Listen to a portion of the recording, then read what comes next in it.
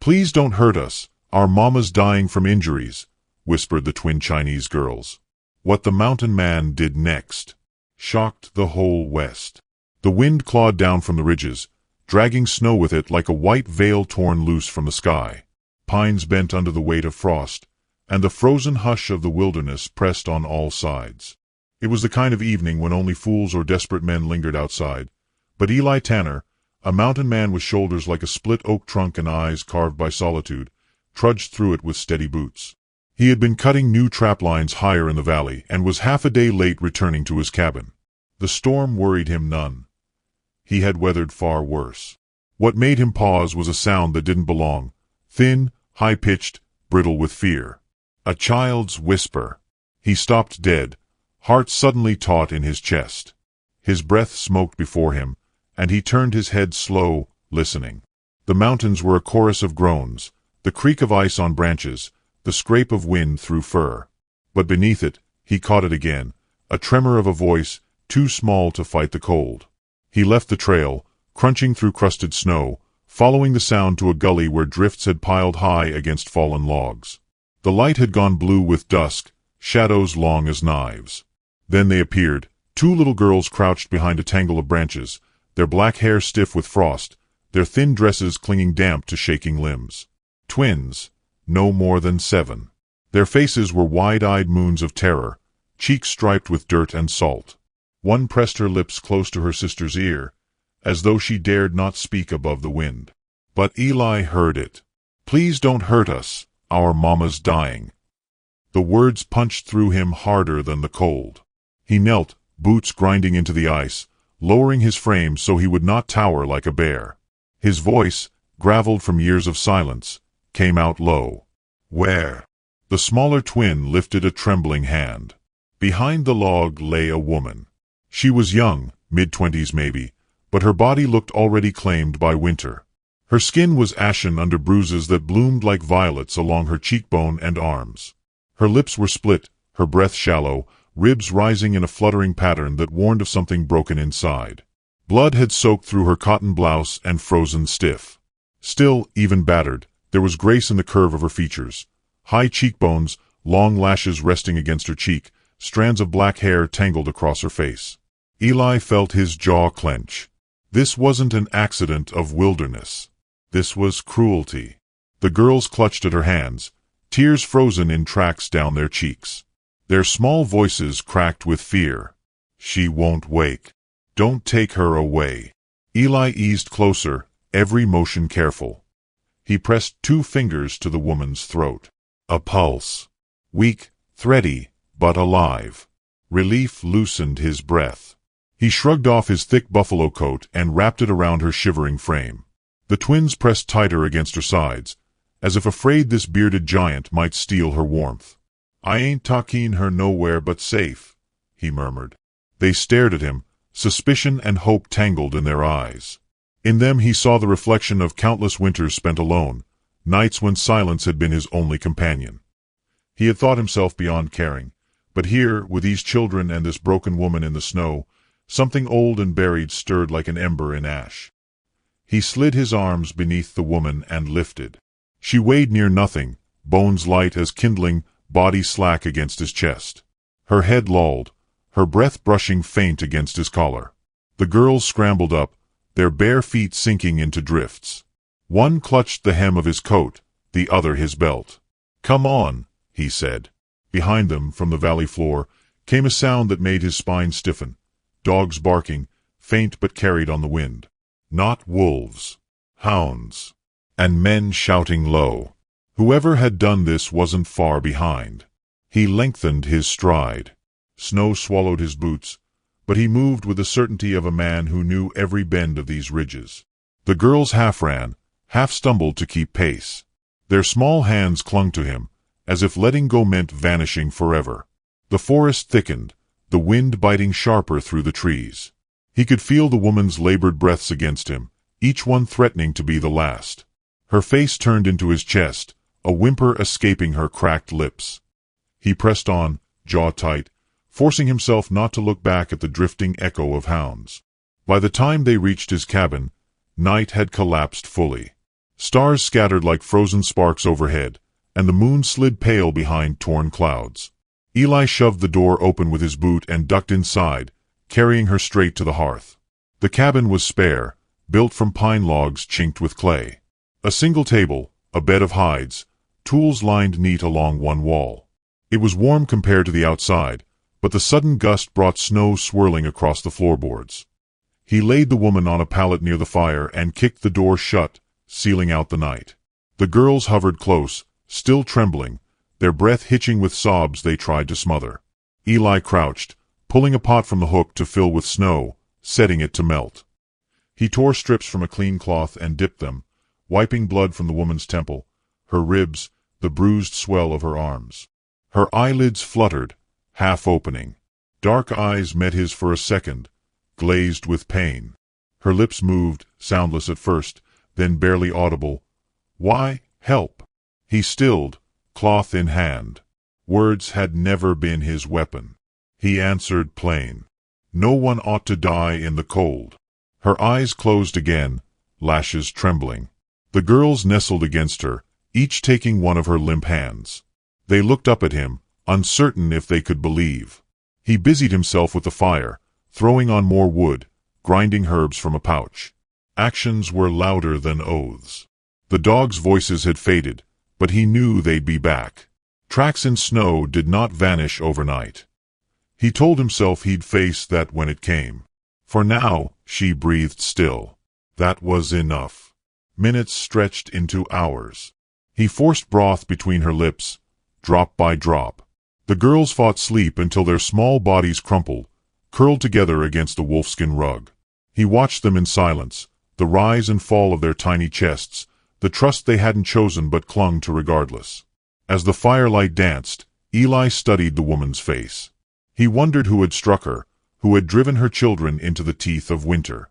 Rage kindled low and hot inside him, but he banked it, the way he banked coals for the long night.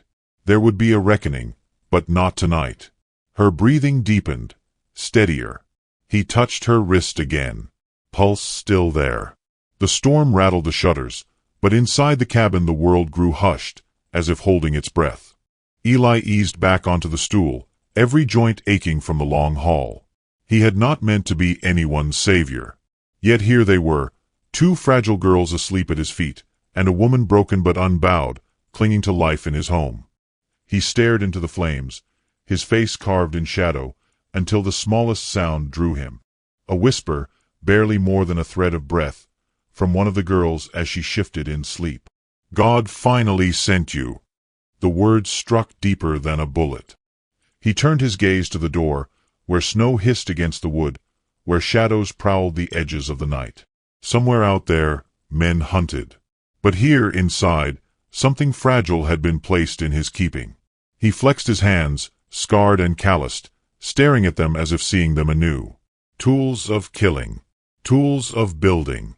Perhaps tonight they were meant to be both. The woman stirred, eyes opening again. This time they held his. Faint, but clear. And with them came the unspoken plea he already understood. Protect. Outside, the wind shifted. Far away, a dog barked. Closer than before. Eli rose, tall and grim against the firelight, and reached for his rifle. The fire snapped, spitting resin into the air, the scent of pine sharp enough to sting. Eli Tanner leaned over the pot balanced on the iron hook, stirring broth with the back of his knife.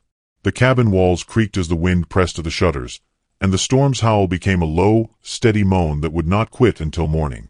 It was the kind of night meant for whiskey and silence, but instead, the room was thick with breathing. His own, steady and deep, the thin rasp of the woman on the pallet, and the small, unguarded sighs of two children collapsed in sleep. The woman stirred. Her eyes opened, hazy, like lantern glass filmed with smoke. When she tried to sit, pain folded her back against the blankets. Eli was there before she could cry out, one hand braced lightly against her shoulder, not restraining, just steadying. "You'll tear yourself worse," he said. Her gaze shifted to him, wary, but softened when it landed on the girls curled nearby. She tried to speak. Only a dry rasp came. Eli dipped the ladle, let broth cool against the knife's flat, and held it to her lips. She resisted for half a heartbeat, then parted them. The broth slipped down her throat, and she closed her eyes as though the taste itself hurt and healed at once.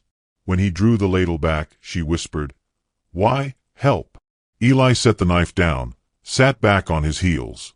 "Because no one else did." She studied him, her expression flickering between suspicion and something he couldn't quite name. The firelight painted her face in gold and shadow, highlighting the deep bruise across her jaw, the cracked lip, the lashes damp with fever sweat. For a moment, silence filled the room like a held breath. Then her head tipped back, exhaustion dragging her under again. The twins shifted in their sleep. One kicked against the other and whimpered. The sound cracked through Eli more than any rifle shot.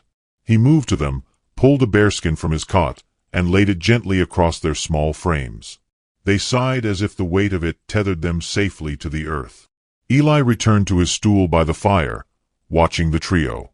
His hand rubbed the scar along his forearm, an old habit when memory gnawed at him. He had lived so long with only the company of storms and steel traps that he had forgotten the shape of a room not empty. He told himself this was temporary, a matter of survival. Come morning, he'd decide what to do. The hours stretched. He fed the fire, melted snow for water, cleaned the blood from her torn clothing with a rag soaked in lye.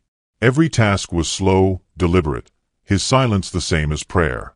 When the woman moaned in pain, he pressed a poultice of crushed spruce tips against her ribs. When the girls stirred, he tucked the bearskin tighter. Dawn broke muted, gray light sliding through the small chinks of the shutters. Snow had piled against the door in a drift nearly waist-high. Eli pushed it open with a grunt, letting in a spill of frigid air before blocking it again. The world outside was muffled, every sound smothered by fresh snow. The girls woke as the light seeped in, their dark eyes darting to their mother first, then to him. They whispered in quick bursts to one another, voices low, cautious, the cadence of another tongue. Then one crept closer, toes curling against the cold floorboards. She pointed at the kettle. Hungry," she said. Eli nodded. He pulled cornbread from the tin box, tore it, and laid the pieces in 2 wooden bowls. The girl's eyes flickered with surprise when he slid both bowls toward them first, before taking anything for himself. They glanced at each other, then at him, and edged forward. They ate fast at first, crumbs scattering, eyes never leaving him. Then, slowly, as warmth filled their small bellies, their shoulders loosened. One giggled when her sister dropped a crumb into her lap.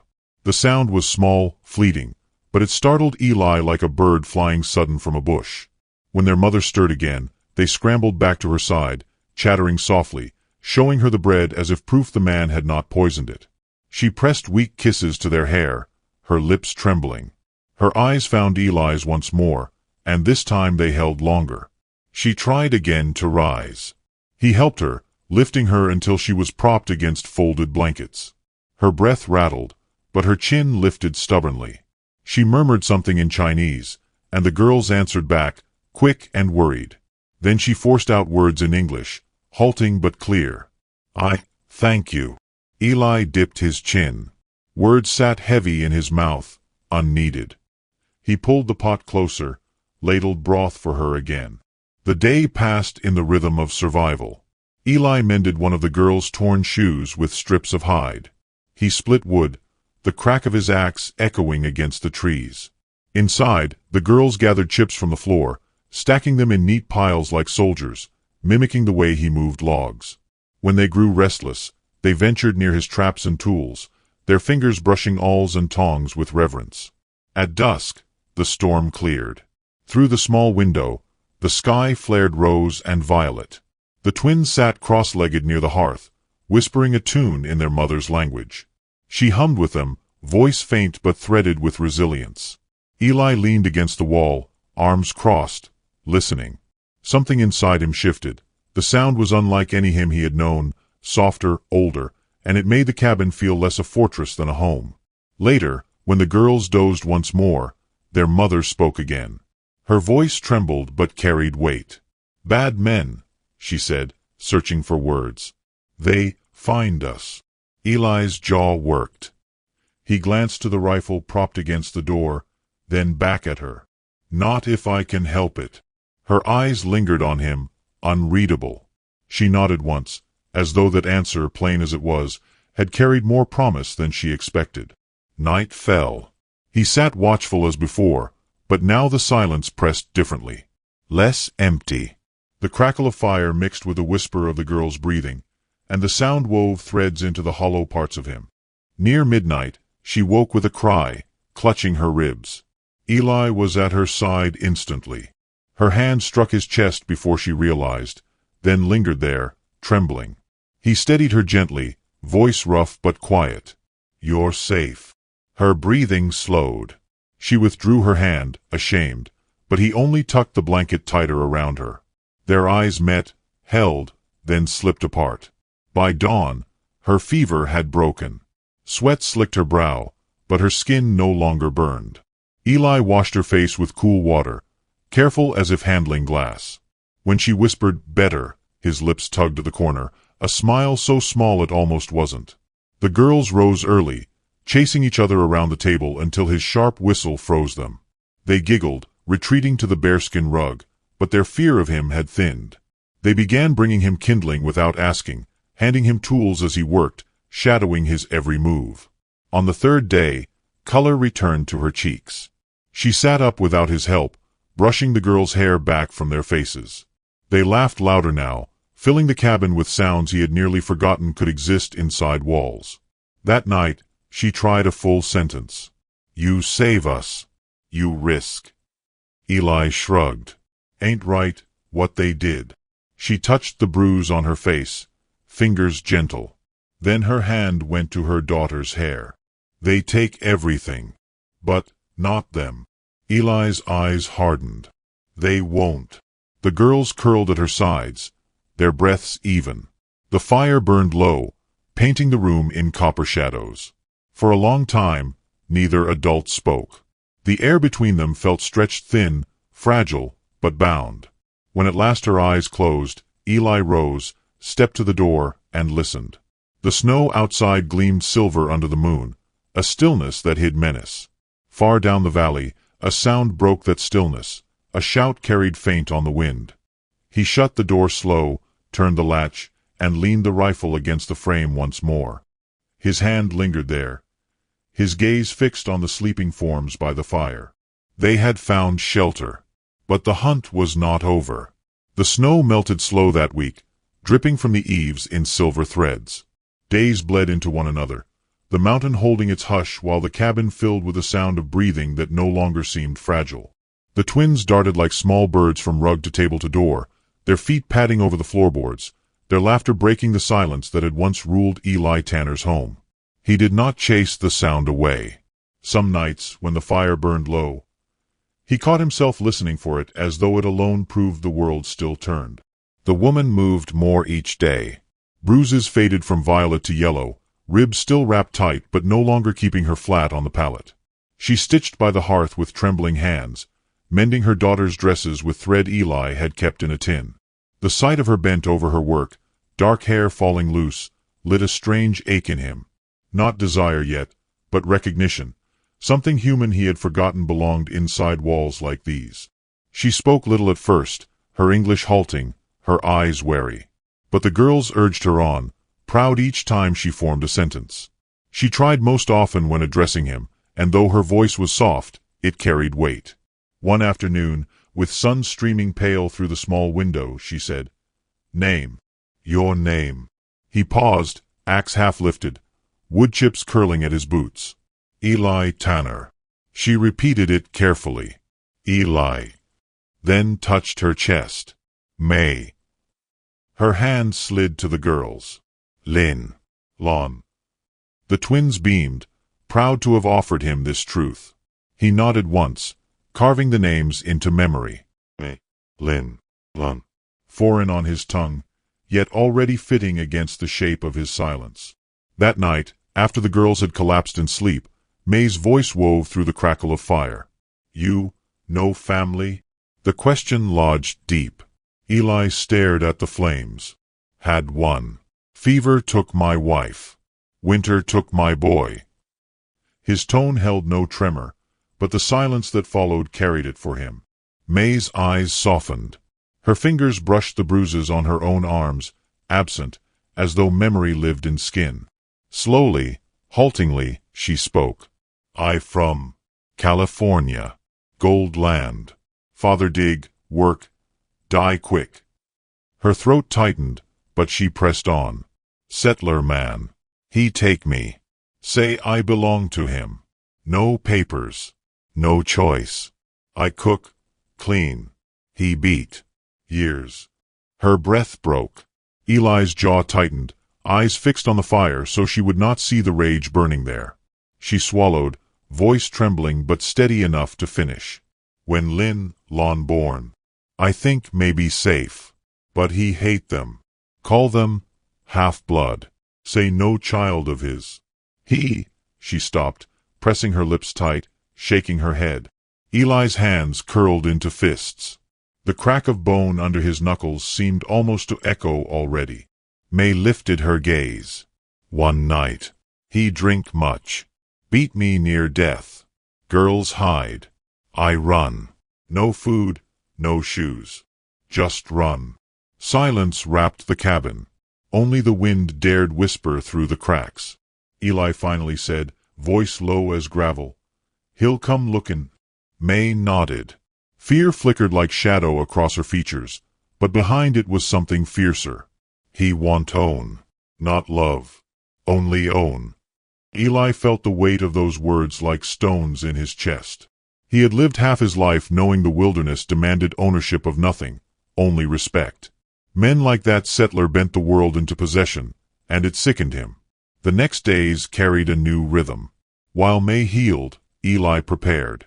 He reinforced the cabin door with iron nails, stacked logs waist-high against the outer wall, dug out the trapdoor beneath the floor and lined it with furs where the girls could hide if gunfire came.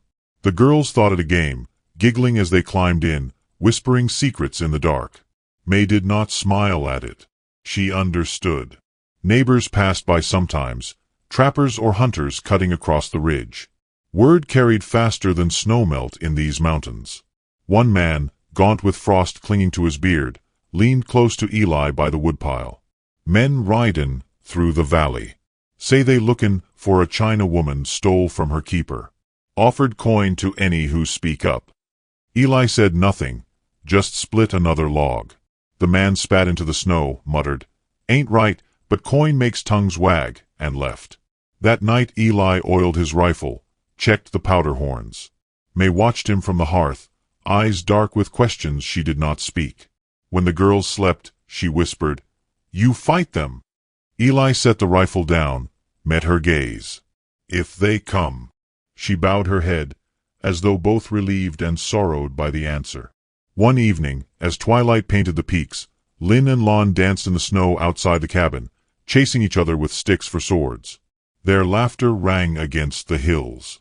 May stepped to the doorway, leaning on the frame, watching them. For a moment, she looked younger, almost free. Then she noticed Eli's eyes on her and straightened, pulling the coat tighter around her shoulders. "They forget quick," she murmured. "Children are meant to," he replied. She gave a thin smile, but her gaze drifted to the tree line, shadowed and restless. "I not forget." Eli followed her eyes. The pines swayed in the cold wind, and in them he too felt a presence pressing closer. The mountain gave warnings if a man listened. He had learned long ago that silence before a storm carried more danger than thunder. That silence broke 3 days later. Eli was chopping wood when the girls ran from the ridge, breathless. "Riders!" they cried in broken English. "Men!" He strode to the clearing's edge, axe still in hand. Down the valley, dark figures moved against the snow. 5, maybe 6, their coats heavy, rifles glinting. Among them a tall man sat high in the saddle, his presence sharp even at distance. May froze in the doorway, blood draining from her face. Her voice, cracked and trembling, carried one word. "Him." Eli stepped back into the cabin, slammed the door. He dragged the table across, braced it under the latch. The girls clutched their mother, eyes wide with terror. He knelt before them, voice low but firm. "Under. Now." They shook their heads, clinging. He lifted them, one by one, lowered them into the trapdoor hollow. Stay quiet. No matter what. Their small fingers grasped his hands until he gently pried them free.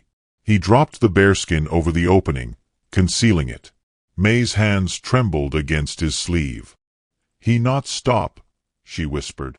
He never stop. Eli's eyes locked on hers, steady and iron-hard. Then neither will I. Outside, the crunch of hooves grew louder. Voices barked orders. Snow shifted under boots. A fist hammered the door, rattling the frame. Open up, a voice sneered. We know she's in there. The girls whimpered beneath the floor, their fear muffled but raw. May pressed her hands over her mouth, body shaking. Eli lifted the rifle, thumbed back the hammer. The cabin seemed to hold its breath. The door shuddered under another blow. The voice rose, venomous. You think you can hide a thief, Tanner? She's mine. She'll always be mine. Eli's heart pounded steady as a drum, rage and resolve rising together. The fire hissed in the hearth, casting long shadows across the walls. May's eyes locked on him, wide with terror, waiting for what he would do. He took one slow breath, steadying the rifle, and whispered so low only she heard. Not anymore. The door splintered with the next strike. Snow swirled in through the cracks. The enemy had arrived. The door buckled under the next blow, the latch groaning against the weight. Splinters of pine cracked free, scattering across the floorboards. Eli Tanner planted his boots wide, rifle raised, eyes fixed on the wood that separated them from the men outside. His breath came slow and steady, though a storm swirled inside him, one he had spent years burying beneath silence. Another strike. The table bracing the door shifted. Open up, mountain man. The voice outside barked, sharp with arrogance. She's mine. The law says so, and the law'll back it. Hand her over before we burn you out. May pressed her back to the wall, clutching the edge of the blanket draped over the trapdoor, her knuckles white. Her lips trembled, but her eyes, dark, unflinching, found Eli's. She mouthed a word he read clearly. Please. Eli tightened his grip on the rifle. For years he had lived only for himself, surviving the mountain's indifference, making peace with solitude. But now there were faces in his cabin, faces that trusted him, needed him, and the man outside was nothing but a shadow of the cruelty Eli had buried his own dead against. The time for silence was over. The door burst inward. Snow gusted through the gap as 4 men shoved inside, rifles gleaming. Behind them, their leader strode slow, tall and sharp-eyed, his smile the kind that carried rot beneath the teeth. His coat was trimmed in fur, his boots polished though mud still clung to the soles. He looked around the cabin with a sneer. Thought you could hide her here? A China woman and her brats. His eyes landed on May, and something hungry lit in them. She belongs to me. She belongs to no man, Eli said. His voice was low, even, but it carried like thunder in the small room. The man laughed, harsh and grating. You'll die for her, Tanner? For filth. Eli raised the rifle. I'll kill for her. For a heartbeat, silence reigned, the fire crackling, snow hissing against the shutters. Then the leader snarled, Take him. The cabin erupted. One of the intruders swung his rifle up, but Eli fired first. The blast roared, filling the room with smoke. The man staggered, slammed against the doorframe, and crumpled. Chaos followed, gunfire, shouts, the acrid stink of powder. Eli moved with grim precision, a lifetime of wilderness steel flowing through him. He ducked as a shot split the rafters, swung the rifle like a club into another man's jaw. Bone cracked. The man went down with a howl. A third lunged, knife flashing. Eli caught his wrist, twisted, drove the blade into the man's own chest. Blood sprayed across the table, mingling with snow. May cried out as the leader seized her, dragging her forward by the hair, forcing her to her knees. His revolver pressed to her temple. His voice cut through the haze. Drop it, Tanner, or she dies. Eli froze, chest heaving, smoke curling from his rifle's barrel. His eyes burned with fury, but his hands did not shake. May's eyes locked on his, wide and unbroken, even with the steel against her skin. She shook her head faintly, a whisper torn from her lips. "Don't." The leader smirked. "You see, she knows. She's mine. You're just a fool playing hero." He cocked the hammer. Eli let the rifle drop to the floorboards with a heavy thud. The man laughed, triumphant. But Eli's hands did not rise in surrender. They curled into fists. He took one slow step forward, his bulk casting a shadow across the leader. "Last warning," the man spat. Eli moved faster than his size promised. He lunged, slamming the revolver skyward as it fired, the shot bursting through the rafters. With his other hand, he seized the man's throat and drove him back against the wall. The revolver clattered free. They struggled, raw and vicious. The leader clawed at Eli's face, boots scraping the floor, but Eli's grip was iron. Rage fueled him, years of silence erupting in a single storm. He slammed the man against the logs until dust rained from the chinks. May staggered free, gasping. She reached for the fallen revolver, hands trembling, but her daughter's muffled sobs rose from beneath the floor. She froze, torn between vengeance and the fragile safety hidden under the bearskin. Eli roared, hurling the leader onto the table. Wood splintered under the weight. The man scrabbled for a knife at his belt, slashing wild. The blade nicked Eli's arm, blood seeping through his sleeve. Pain barely registered. Eli smashed the knife aside, pinned the man's wrist, and bore down, his face inches from the sneering mask below him. "You won't touch them again," Eli growled. The man spat blood into his face. "She'll never be free."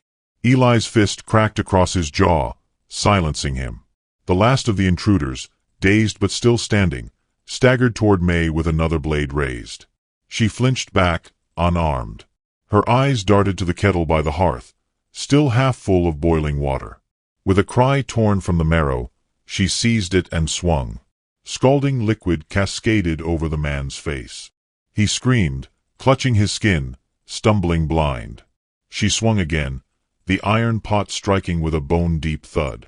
He dropped, twitching, and lay still. Breathless, May lowered the kettle, her hands shaking so hard it slipped from her fingers. The clang rang loud, final. The leader snarled beneath Eli, blood running from his split lip. "They'll hunt you, Tanner. More'll come. You'll hang for this." Eli's eyes were hard as flint. "Then I'll hang knowing you never laid another hand on them." He slammed the man's head against the table once, twice. The fight went out of him, body slumping limp. Eli held him there, chest heaving, then let him fall. The room stank of powder, smoke curling like ghosts. Blood pooled dark on the floorboards, mingling with the snow tracked in by boots. For a long moment, only breathing filled the cabin, Eli's ragged, May's trembling, the muffled whimpers of children beneath the floor. Eli wiped blood from his brow, turned to her. "It's done." Her eyes shone wet in the firelight. She sank to her knees beside the bearskin, pulling it back. Two small faces stared up, wide and tear-streaked. Lynn and Lon clambered out, flinging themselves into her arms. Their cries broke loose, no longer muffled, shaking the walls with their relief. Eli sank onto the stool, every muscle screaming, his arm bleeding freely. He pressed a rag against it, gaze fixed on the small knot of mother and daughters by the fire. Their sobs softened into murmurs, into May's broken words of comfort in her own tongue. The cabin felt different now. No longer just walls against winter. It was a place where blood had been spilled not for survival, but for love, for the right to live without chains. May lifted her head, meeting Eli's gaze. Her lips trembled, but her eyes were steady. "You save us. Truly save." Eli shook his head. "You saved yourselves." She touched her daughter's hair, voice low. "We live because of you." The fire crackled. Outside, the storm had passed, the sky clearing to a deep, endless black. Stars glittered sharp as blades. Eli looked toward the shuttered window, knowing the world beyond still waited, still judged. But for this moment, in this cabin, The hunt was over. He rose slowly, towering, bloodied but unbowed. The girls turned their tear-streaked faces to him, eyes wide with something like hope. May watched him, and though she said nothing more, her gaze carried a weight he could not shrug. It was trust, fragile and fierce, laid bare in silence. He crossed to the door, shoved the broken wood closed as best he could, and leaned his shoulder against it. His chest rose and fell, steady again, though inside, something had shifted forever. Behind him, May whispered to her daughters. Their voices lifted, trembling but unbroken, a song Eli did not know yet but felt thrumming through his bones. It wove with the fire's hiss, filling the cabin like dawn after a long night. Eli closed his eyes, listening. For the first time in years, the silence did not belong to him alone. Outside, far down the valley, another dog barked. A faint echo in the cold night. Eli's eyes snapped open. His hand tightened around the rifle still warm from killing. This was not the end.